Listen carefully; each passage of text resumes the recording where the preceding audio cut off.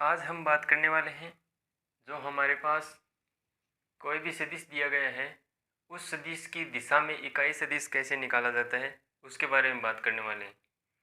तो हमारे पास जैसे कोई भी सदिश दिया गया हो, पहले हम बात करेंगे उसकी व्यापकता के अंदर, फिर समझते हैं उसको एग्जाम्पल के द्वारा।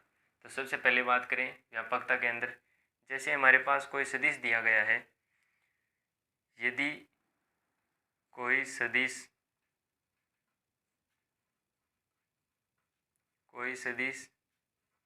ए सदिश इस प्रकार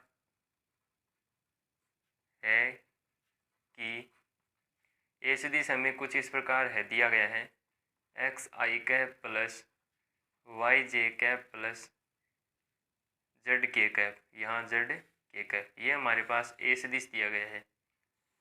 अब हम बात करेंगे कि जो हमारे पास ये सदिश है, इस सदिश की दिशा में इकाई सदिश क्या होगा।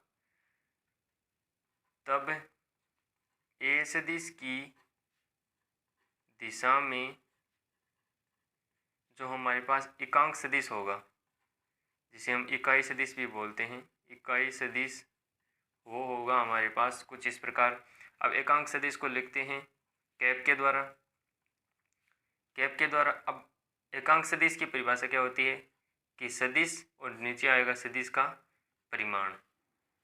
यह हो गया हमारे पास इस ए सदिश की दिशा में एकांक सदिश। इसके अकॉर्डिंग लिखें तो हमारे पास कुछ इस प्रकार बनेगा, कि x अपॉन ए सदिश का परिमाण x square plus y square plus z square, और यहाँ आएगा x का कंपोनेंट है तो आई कैप प्लस, फिर हम बात करें y वाले की तो y अपॉन रूट के अंदर x square plus y square plus z square, और ये आएगा j वाला कंपोनेंट, यहाँ आएगा j कैप। फिर हम बात करें z अपॉन रूट के अंदर x square plus y square plus z square, और यहाँ आएगा k कैप। तो यह हमारे पास कुछ इस प्रकार जो सदिश दिया गया है उसके दिशा में एकांक सदिश कुछ इस प्रकार परिभाषित होगा। ये एकांक सदिश की परिभाषा से इसको हमने लिख दिया अलग अलग कंपोनेंट के पदों में। तो ये था हमारे पास व्यापकता के अंदर कि सदिश कोई भी हमें दिया गया है उसकी दिशा में एकांक सदिश कैसे डिफाइन होता है। अब हम समझते हैं इसको एग्जाम्पल के द्वारा किया किस प्रकार हल होता है। जैसे ये हमें क्वेश्चन दिया गया है कि यदि ए सदिश दिया गया है 2i cap plus 3j cap minus k cap हो तो ए सदिश की दिशा में इकाई सदिश ज्ञात करो। तो हमें दिया गया है, जो सदिश दिया गया है उसको लिख लेते हैं हम पहले। वो हमारे पास है 2, यहाँ आई कैप है 2i cap plus 3j cap minus k cap.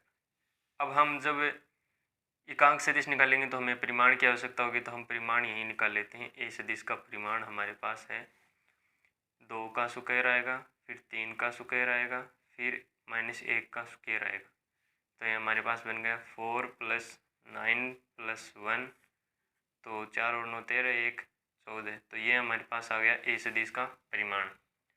अब हम बात करें कि जो हमारे पास एकांक सदिश का फॉर्मूला होता है, तो एकांक सदिश चूँकि ए सदिश जो ए कैप है एकांक सदिश है, वो क्या होता है ए सदिश अपॉन ए सदिश का परिमाण। ए सदिश कितना है हमारे पास 2i cap plus 3j cap minus k cap. फिर जो ए सदिश का परिमाण हमने कितना निकाला है √14 है।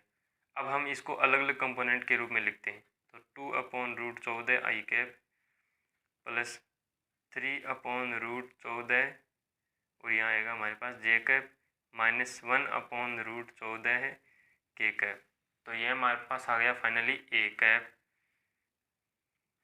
जो ए सदिश की दिशा में इकाई सदिश है। तो ये हमारे पास आ गया फाइनली जो हमें ए सदिश की दिशा में एकांक सदिश निकालना था वो आ गया। अब हम समझते हैं इसको एक और एग्जाम्पल के द्वारा। जैसे ये हमारे पास कोई क्वेश्चन दिया गया है, यदि पी सदिश equal 6i cap plus 2j cap plus 3k cap हो तो पी सदिश की दिशा में एकांक सदिश ज्ञात करो। एकांक सदिश को इकाई सदिश भी बोला जाता है। तो सबसे पहले बात करें, जो हमें पी सदिश दिया गया है उसको लिख लेते हैं। तो वो है हमारे पास 6i cap plus 2j cap plus 3k cap. अब हम जब एकांक सदिश निकालेंगे इसकी पी सदिश की दिशा में, तो हमें पी सदिश के परिमाण की ज़रूरत होगी, तो वो पहले निकाल लेते हैं। तो ये हमारे पास बनेगा 6 का स्क्वायर प्लस 2 का स्क्वायर प्लस 3 का स्क्वायर। तो ये हमारे पास फाइनली बना 36 प्लस 4 प्लस 9। तो फाइनली रूट के अंदर हो गया हमारे पास 49, और इसका वैल्यू होता है हमारे पास, यहाँ लिख लेते हैं 7। तो ये हमारे पास आ गया पी वेक्टर का परिमाण। अब हम बात करते हैं कि जो हमारे पास एकांक सदिश की परिभाषा क्या होती है। क्योंकि पी वेक्टर इक्वल जो हमें पूछा गया है, तो वह कुछ इस प्रकार डिफाइन होगा कि ऊपर आ जाएगा पी वेक्टर और नीचे आ जाएगा पी वेक्टर का परिमाण। अब हम वैल्यू पुट करते हैं। तो पी वेक्टर हमें दिया गया है 6i cap plus 2j cap plus 3k cap, और नीचे आ जाएगा पी सदिश का परिमाण। तो पी सदिश का परिमाण है 7। अब हम इसको अलग अलग करके लिखते हैं। 6/7i cap plus 2/7j cap plus 3/7k cap. तो ये हमारे पास आ गया फाइनली पी कैप। यहाँ पी कैप है वो पी सदिश की दिशा